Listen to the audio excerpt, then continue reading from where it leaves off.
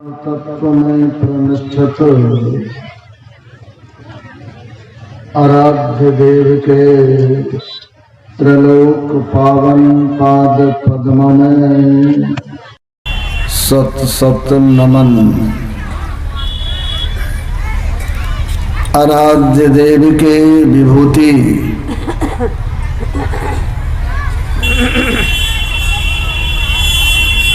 संत मत सत्संग की ज्ञान वाटिका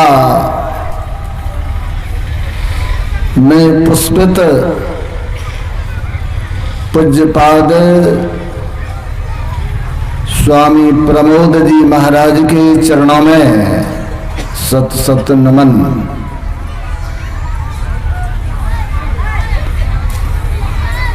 संत मत के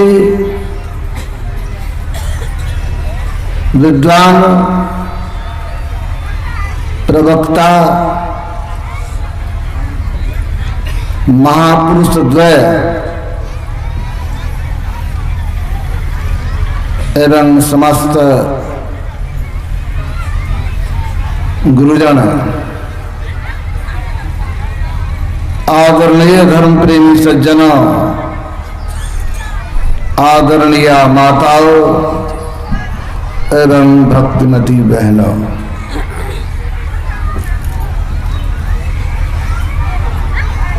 आराध्य देव की महती कृपा है जो आज हम लोगों को इस घरारी ग्राम में संत मत सत्संग के ज्ञान गंगा में गोता लगाने का सुअवसर प्राप्त हो रहा है। संत मत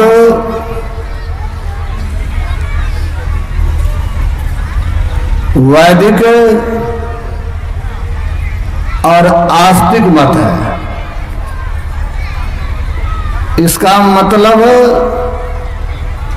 अवैदिक और नास्तिक मत से कोई घृणा, दोष या राग रोष नहीं रखता है, किसी से कुछ नहीं है। हाँ, संत मत सत्संग के माध्यम से यह संदेश दिया जाता है, अगर आप ईश्वर, परमात्मा, गॉड, ब्रह्म, भगवान, देवी के नाम से किसी को नहीं मानते हैं तो कम से कम यह तो जानिए कि आप के जीवन का कल्याण कैसे होगा, आप को सच्चा सुख कैसे मिलेगा। दरअसल में वह जो सर्वेश्वर हैं वही सुख स्वरूप हैं, जो उनका साक्षात्कार कर लेता है, चाहे भले जो कोई नाम दे उनका, लेकिन उससे जीवन सुखमय बन जाएगा। परमात्मा जिनकी आप हमारे विद्वान महापुरुषों से चर्चा श्रवण कर रहे थे, उनके स्वरूप की बात तो कहा गया, उस प्रभु का वर्णन करना इस इंद्रिय ज्ञान से परे की बात है। उस प्रभु का वर्णन हम नहीं कर सकते, प्रभु वर्णन में आवे नहीं, उस परमात्मा का वर्णन नहीं किया जा सकता। और संत कबीर साहब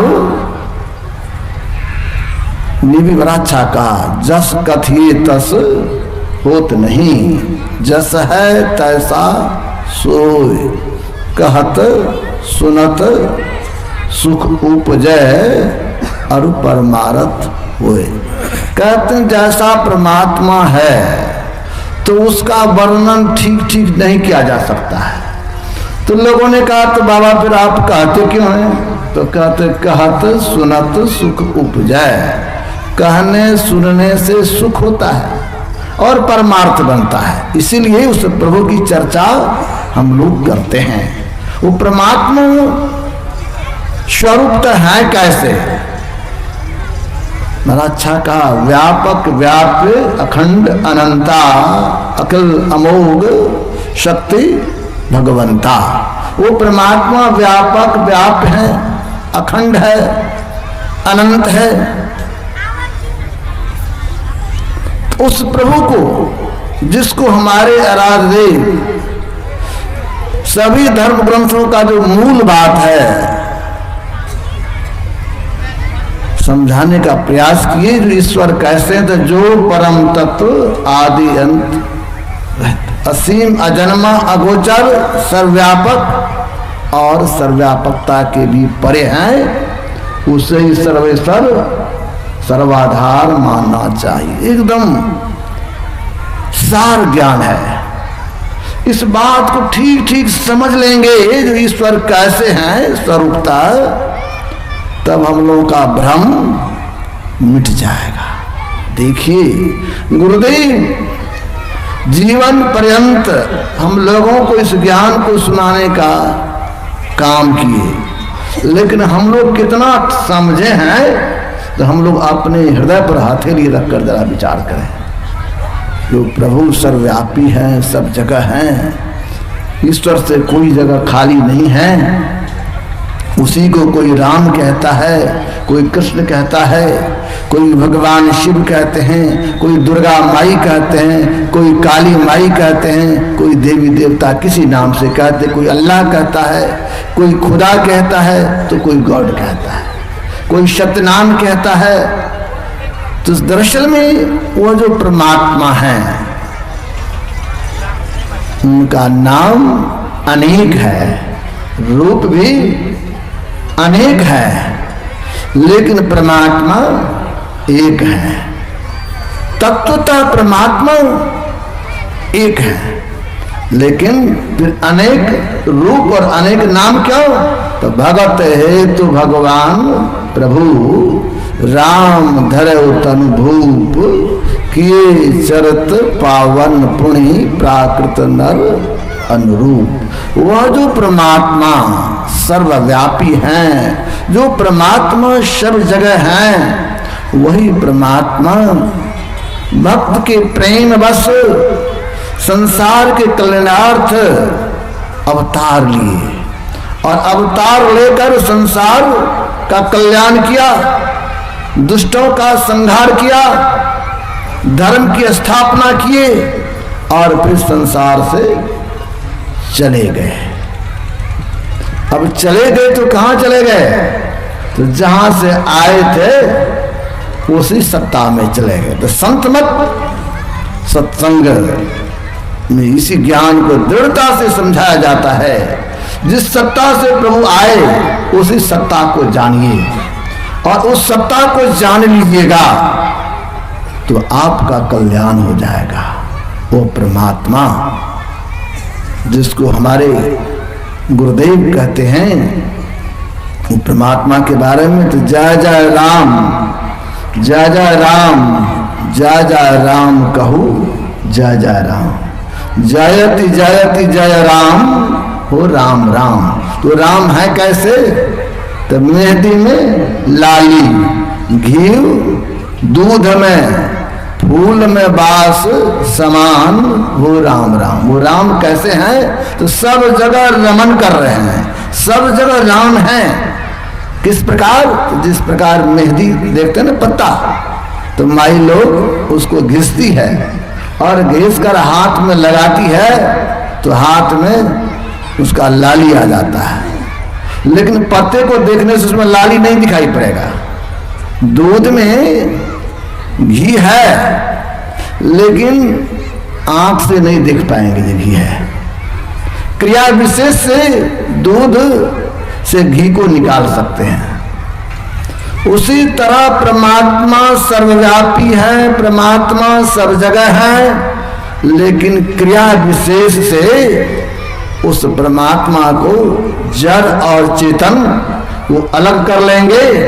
तो जिस तरह दूध को मथ लेते हैं, घी अलग और दूध अलग हो जाता है, उसी तरह क्रिया विशेष एक संत हुए स्वामी ब्रह्मानंद जी महाराज, उन्होंने बड़ा अच्छा कहा, जिमी दूध के मथन से निकसत है घी जतन से, तिम ध्यान के लगन से पर ब्रह्म ले निहारा है। उस पर ब्रह्म को जानना चाहते हैं तो जिस प्रकार दूध को मथते हैं तो घी अलग होता है, उसी तरह जड़ चेतन को अलग करना है तो ध्यान के मथानी से ध्यान करने की आवश्यकता है। उस परमात्मा को जो सर्वव्यापी है, उस परमात्मा को जानना चाहते हैं तो कैसे जानेंगे? उस परमात्मा को जानने के लिए कहां जाना होगा? जंगल जाना होगा, पहाड़ पर जाना होगा कि गुफा में जाना होगा? संत गुरु नानक देव ने बड़ा अच्छा, काहे रे बन खोजन जाई, सरब निवासी सदा अलेपा, तू ही संग समाई। कहते हैं परमात्मा सर्वनिवासी है, लेकिन सबसे अलग है कहा तो तू ही संग समाई, आपके अंदर में है। उस प्रभु को खोजने के लिए कहीं जंगल जाने की आवश्यकता नहीं है। उस प्रभु की खोज करना चाहते हैं तो कहीं बाहर नहीं जाएं। उस प्रभु को खोजने के लिए कहाँ जाना होगा? तो अपने अंदर चलना होगा। और जो परमात्मा सर्वव्यापी है, जो परमात्मा सब जगह है, उस परमात्मा के बहुत नाम हैं। उस परमात्मा के बहुत नाम, हरि अनंत हरि कथा अनंता, दादू सृजनहार के कहते नाम अनंत। कहते परमात्मा के बहुत नाम हैं। अब बहुत नाम हैं तो उस परमात्मा को जानना चाहते हैं तो कहाँ जाएंगे? तो जिन्होंने उस परमात्मा को जाना है। आपको किसी से पहचान करनी है तो आपके सामने व्यक्ति बैठा है, आप नहीं जानेंगे तो बात इतनी होगा। संजोग से एक सज्जन डीएसपी साहब गए आश्रम, तो हम ही से पूछते हैं, बाबा हमको निर्मल बाबा से मिलना है। तो मैं समझ गया ये हमको नहीं पहचान रहा है। तो मैंने कहा बैठिए महाराज, कहाँ से आए? सब बात पूछे। तो मैंने कहा जलपान किए? तो नहीं, जलपान तो नहीं किए। तो क्या बात? तो नहीं, बाबा से मिलना है, बहुत दिन पहले मिले थे, तो बहुत दिन के बाद जब आए हैं तो मन होता उनसे मुलाकात कर लें। तो मैंने कहा जलपान कर लीजिए, जब बाबा आएंगे ना तो भेंट करवा देंगे आपको। तो उसको भेज दिए, तो जलपान करके आ गए, फिर आके प्रणाम किए, फिर बैठ गए। तो हम मुस्कुराने लगे, तो फिर कहता बाबा आप ही हैं। तो कहने का मतलब साथ में हैं, लेकिन अगर आप नहीं पहचानते, आपकी पहचान नहीं तो आप नहीं पहचानिएगा। उसी तरह परमात्मा सर्वव्यापी है, सब जगह है, हमको तो पहचान नहीं है तो हम नहीं जानते हैं। लेकिन जिन्होंने पहचान किया है, जिन्होंने परमात्मा को पहचान लिया है, तो वे कौन होते हैं? वे होते संत सदगुरु। तो जो पहचान किए हैं तो उनके पास आपको जाना होगा। तो महाराज हमको जो परमात्मा सर्वव्यापी है, सब जगह है, उस परमात्मा को हम भी जानना चाहते हैं, आप हमको उनसे पहचान करवा दीजिए।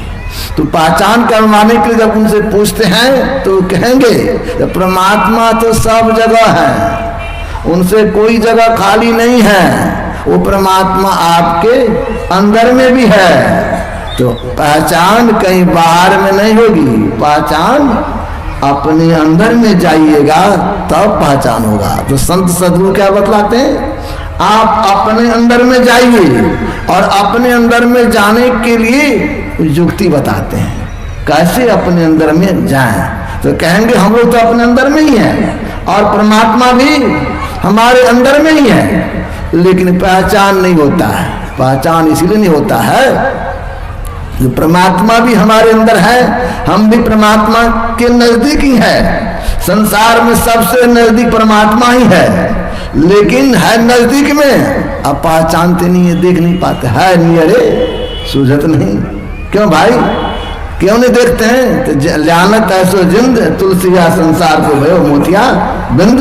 कहते जिस तरह मोतिया बिंद किसी को हो जाता है ना, तो बगल में रहने वाले व्यक्ति को भी लोग नहीं पहचान सकते हैं। और जब डॉक्टर के पास जाते हैं, मोतियाबिंद का ऑपरेशन हो जाता है, तब उनको लोग दिखाई पड़ता है, सब कुछ की पहचान हो जाता है। उसी तरह परमात्मा हमारे अंदर है, हम भी परमात्मा के नजदीक ही हैं, लेकिन हम लोगों के बीच जिस तरह आंख में छाला पड़ जाता है, उसी तरह हम लोगों के बीच पर्दा हो गया है। उस पर्दे के कारण प्रभु को नहीं जान पाते। पर्दा क्या है? तो हमारे गुरुदेव कहते घट तम प्रकाश शब्द पट त्रय जीव पर है छा रहे। तो कहते हैं छाया हुआ है, तो इसलिए दिखाई नहीं पड़ता है। तो उस परमात्मा को जानना है, तो परमात्मा को जानने के लिए क्या करना होगा? तो गुरुदेव कहते हैं परमात्मा को जानना चाहते हो, इसके लिए गुरु जाप मानस ध्यान मानस कीजिए दृढ़ साध कर। परमात्मा के बहुत नाम हैं, और बहुत नामों में से कोई एक नाम क्यों? तो बहुत नाम के साथ रहेंगे तो बिखराव हो जाएगा, हमारी वृत्ति बिखर जाएगी। यहाँ पर सिमटाव की जरूरत है। संघे शक्ति कल जगह कहा गया, एकता में बल होता है तो सिमटाव में बल होता है, इसलिए सिमटने की आवश्यकता है, एक होने की जरूरत है। हमारी वृत्ति बिखरी हुई है, जन्म जन्मांतर से बहुत सारे नामों को सुनते हुए आए हैं, और बहुत सारे नामों को जो सुनते आए हैं, तो हमारा मन बहुत सारे नामों के साथ जुड़ गया है। इसीलिए संत सद्गुरु क्या करते हैं? कहते बहुत सारे नामों को छोड़ो, और बहुत सारे नाम को छोड़कर एक नाम पर आ जाओ। अब एक नाम कौन सा नाम? कोई कहेंगे राम, तो कोई कहेंगे कृष्ण, कोई कहेंगे दुर्गा माई, कोई कहेंगे काली माई, बहुत सारे नाम है। लेकिन जिस तरह किसी को कोई रोग हो जाए, डॉक्टर के पास जाता है, तो डॉक्टर रोगी को देखता है, देखने के बाद क्या बीमारी है, उसके अनुसार उनका इलाज क्या होगा, दवाई क्या होगा, तो पुर्जे पर लिख देता है बेचारे। अब लिख दिया, रोगी कहे डॉक्टर साहब बहुत दवाई है तो बहुत कुछ लिख दीजिए, तो डॉक्टर कहेंगे नहीं भाई, जिससे आपका रोग ठीक होगा वही दवाई हम लिखेंगे, हम ना लिखेंगे, हम तो डॉक्टर हैं। तो वो दवाई लिखते हैं, और जो दवाई लिखते हैं तो वही दवाई हम लोगों के लिए लाभकारी होता है। तो ये तो संसारिक रोग के डॉक्टर हैं, और ये संसार में सबसे बड़ा रोग क्या है? तो आवागमन सम दुख दूजा है नहीं जग में कोई। ये जन्म लेना और मरना ये सबसे बड़ा दुख है, सबसे बड़ा रोग है, जिसको संस्कृत संताप कहते हैं। इस संस्कृति संताप के वैद्य कौन है? तो सदगुरु वैद्य वचन विश्वास था। ये संत सदगुरु जो है यही वैद्य हैं, और ये वैद्य हैं तो हम लोगों को देखते हैं, हमारी प्रकृति को देखते हैं, और तब हमको दवाई देते हैं। सदगुरु मुहिद्दीनी अजब जड़ी, वो अजब जड़ी देते हैं, काम बड़ा गजब का करता है। उस जड़ी का काम क्या है? तो संतों ने कहा उस जड़ी का इतना लाभ होता है, पांचों नाग 2500 नागिन सुगत तुरंत मरी, उसको सुहाने से सब नाग नागिन मर जाएगा। तो भाव क्या है? ये हमारा मन जो संसार के विषयों में बहुत जन्मों से लगा रहा है, तो उधर से मोड़ने के लिए गुरुदेव कहा करते थे, जिस तरह कोई पानी में रहता है तो पानी से निकलने के लिए सहारा पानी ही होता है, उसी तरह संसार नाम रूपात्मक जगत है, और इस जगत से निकलना चाहते हो, उस प्रभु को पाना चाहते हो, तो सहारा जो नाम है, तो नाम और रूप। लेकिन एक बात देखें, विद्वानों ने कहा ये जो हमारे 5 विषय है, और 5 विषय का ज्ञान इस 5 ज्ञान इंद्रियों के द्वारा प्राप्त करते हैं। उसमें जो रूप जो है ना, ये रूप जगत बड़ा प्रभावकारी है। कहा गया है जो 93% रूप जगत में फंसे हुए हैं, जरा विचार करा, 4% शब्द में है, इसके बाद एक और सब में है। तो सबसे जबरदस्त कौन हो गया भाई? सबसे मजबूत है आंख, रूप। ये बहुत प्रभावकारी है, इसका संस्कार बहुत जल्दी पड़ जाता है। किसी को देख लेते हैं तो उसका असर तुरंत होता है।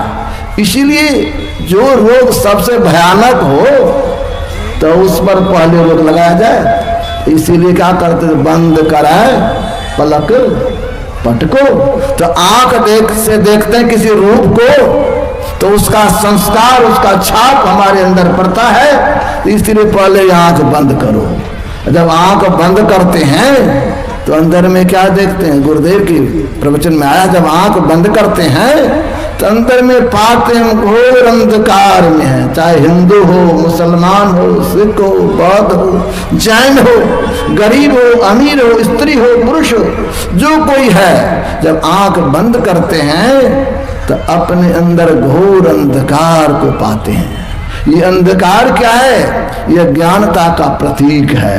ये प्रथम पर्दा है, इसी में हम लोग पड़े हुए हैं। तो संतों ने कहा जो आंख बंद कीजिए। जब आंख बंद करते हैं तो अपने अंदर अंधकार देखते हैं। और जैसे आंख बंद करने से लाभ क्या है?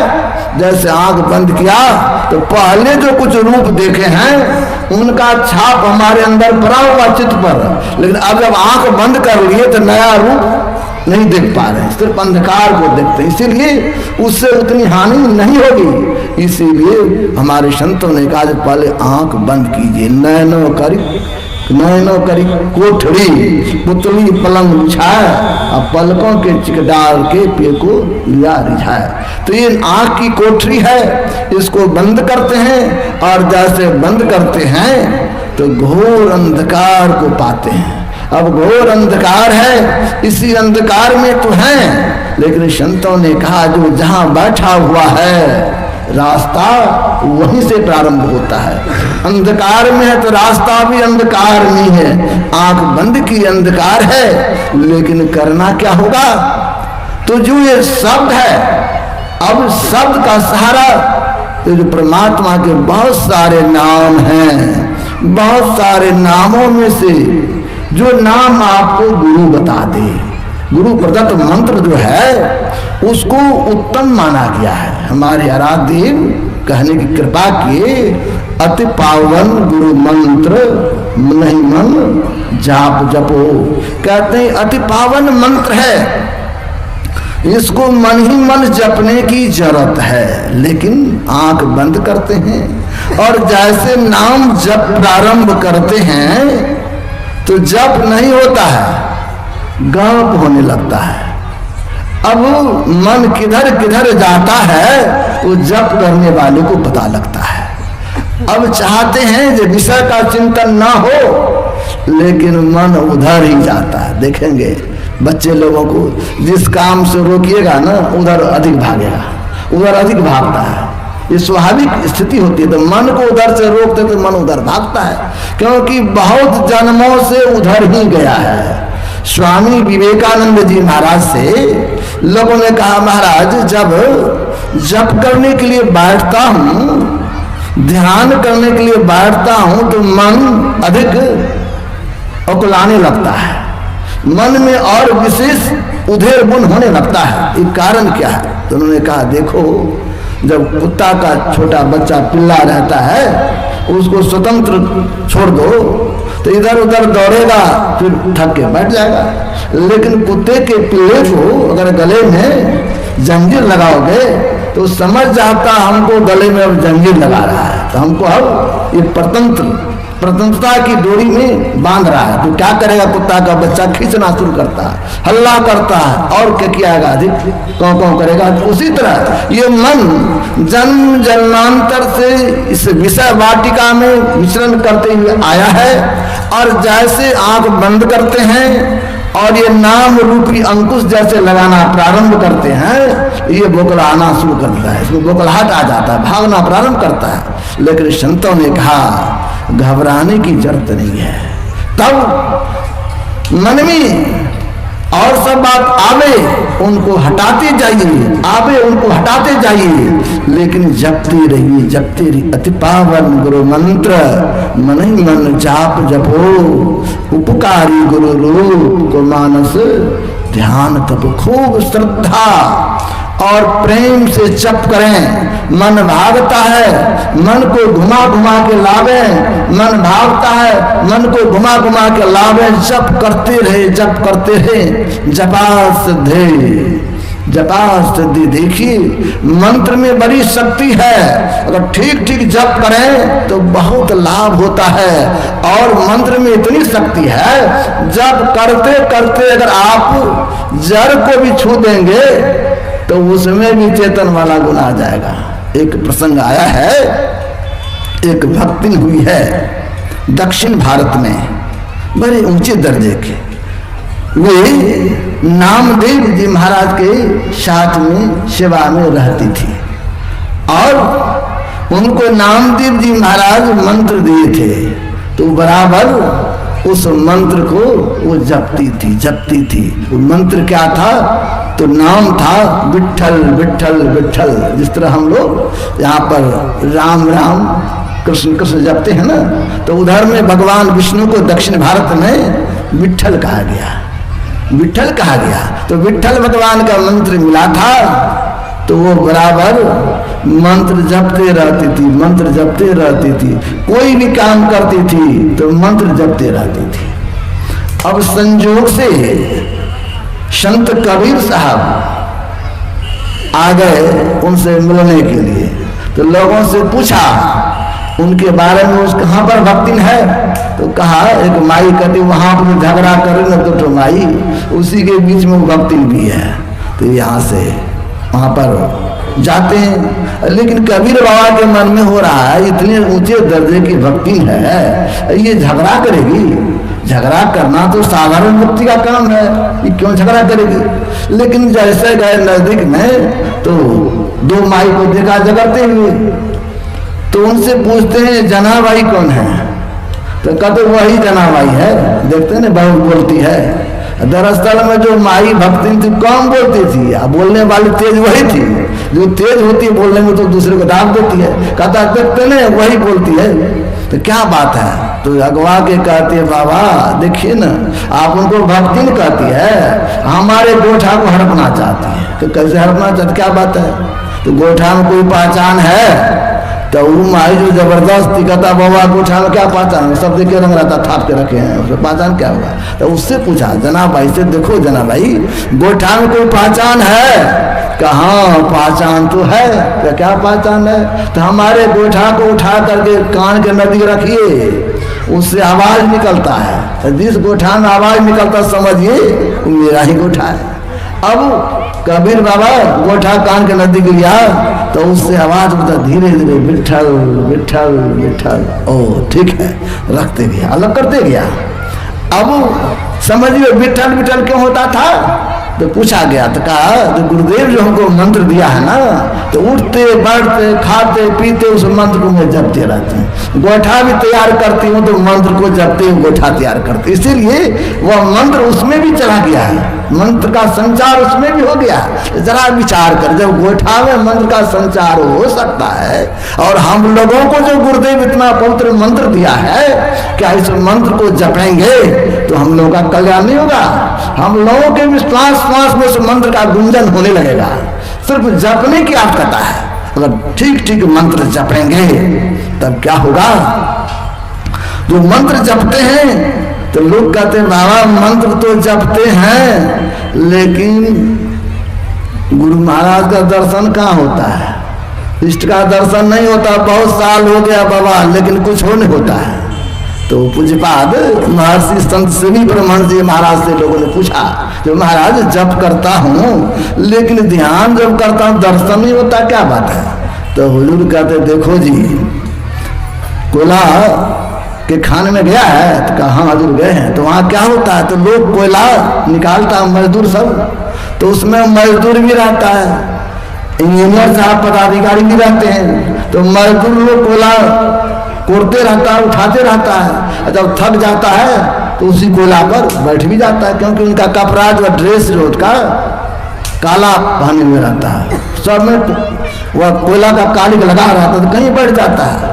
और समय समय पर जो इंजीनियर साहब हैं वो आते हैं घूमने के लिए, देखता है कौन बैठा है, कौन क्या काम कर रहा है, देखने के लिए आता है। तो अगर सब मजदूर के महाराज थक गए, इसी को बैठ जाइए, तो कोयला के ढेर में बैठेगा? वो नहीं बैठेगा। क्यों भाई? तो उसका कपड़ा साफ है, जो साफ कपड़ा है तो साफ ही जगह न बैठेगा। सूचे भारे साधु समावे बिरले सूचाचारी, जो पवित्र जगह में ही पवित्र वस्तु रखा जाता है। तो हमारे इष्ट जो है, हमारे गुरु हैं, कितने पवित्र हैं, बहुत पवित्र हैं, लेकिन वो हम पवित्र बनेंगे तब ना उनका दर्शन होगा।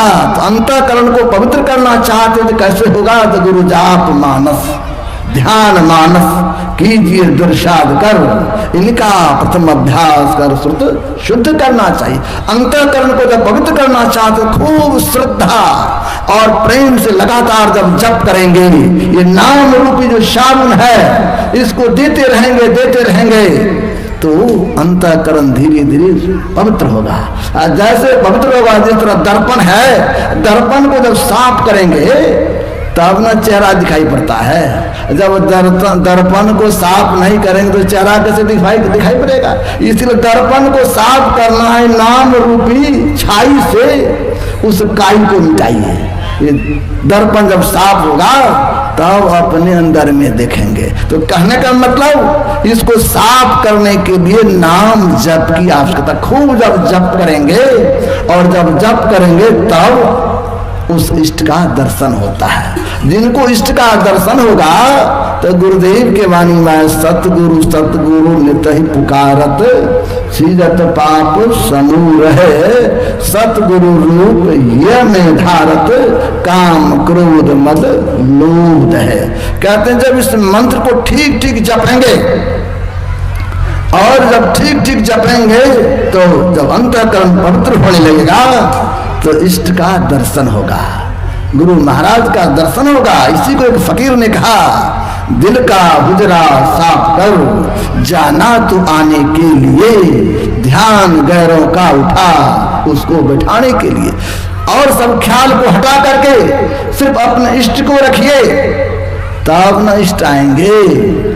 ऐसा नहीं करेंगे तब नहीं होगा। इसीलिए एक निष्ठ होने की आवश्यकता है। यही जो मन ही मन जप करते हैं इसी को कहा गया मानस जप। मन ही मन जप करेंगे और मंत्र संबंधित रूप का जो ध्यान करते हैं, जो कोई ध्यान करता है अपने अंदर में इष्ट का दर्शन होने लगता है। तो गुरु नानक देव जी महाराज ने बड़ा अच्छा कहा, गुरु की मूर्ति मन में ध्यानी। अगर उनकी मूर्ति को अपने हृदय में बैठा लेते हैं तो जो इच्छा करेंगे उस फल की प्राप्ति हो जाती। इसीलिए खूब श्रद्धा प्रेम से जप करेंगे, ध्यान करेंगे, लेकिन इतना ही से काम नहीं होगा। इतना ही से काम नहीं होगा। तब क्या करना होगा? ये जो मानस जप और मानस ध्यान अंधकार में हो रहा है, अभी प्रकाश में नहीं गए हैं। उधर जब जाने की बात होगा तो प्रकाश में जाने के लिए क्या करना होगा? प्रकाश की खोज करने के लिए क्या करना होगा? तो हमारे संत कबीर साहब ने बड़ा अच्छा कहा, दो कर जोर शीश चरणन दे, भगति अचल वर मांगुरी। कहते हैं दो कर जोड़, ये दो कर दोनों किरण को जोड़ने की जरूरत है। ये दोनों किरण को जब जोड़ेंगे तो कैसे जुड़ेगा? तो गुरुदेव कहते योग हृदय केंद्र बिंदु में जो दृष्टियों को जोड़कर मन मानसों को मोड़ सब आशा निराशा छोड़कर, कहते हैं योग हृदय में जोड़ने की जरूरत है। योग हृदय जिसको हम लोग योग हृदय कहते हैं, उसी को आज्ञा चक्र भी कहा गया है, उसी को सुषमना भी कहते हैं, उसी को सहर कहा गया है, उसी को दसवां द्वार कहा गया है। तो वहां पर अपने आप को कैसे ले जाएंगे, कैसे देखेंगे? तो हमारे गुरुदेव की वाणी माया सावन सुख मन दृष्टि आनत दामिनी चिन चिन दम कही हील डोल तरी सुरत थिर करी प्रणवतार उगाई।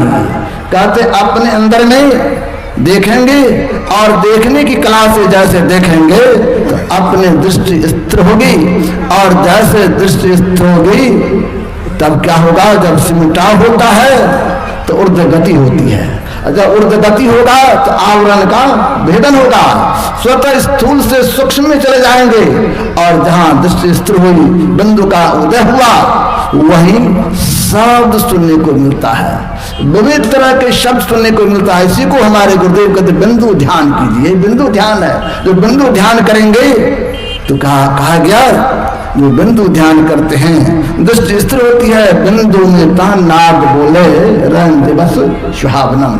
उस बिंदु में नाद सुनने को मिलता है, लेकिन नाद भी बहुत तरह के हैं, बहुत तरह के शब्द हैं, लेकिन बहुत तरह के शब्दों में जो शब्द गुरु आपको संकेत में बता दें उस शब्द को सुनना है, और उस शब्द के सहारे अपने अंदर में स्थूल सूक्ष्म है, इसके बाद कारण महाकारण केवल इनके जब पार में चले जाएंगे तब उस प्रभु के पास चले जाएंगे।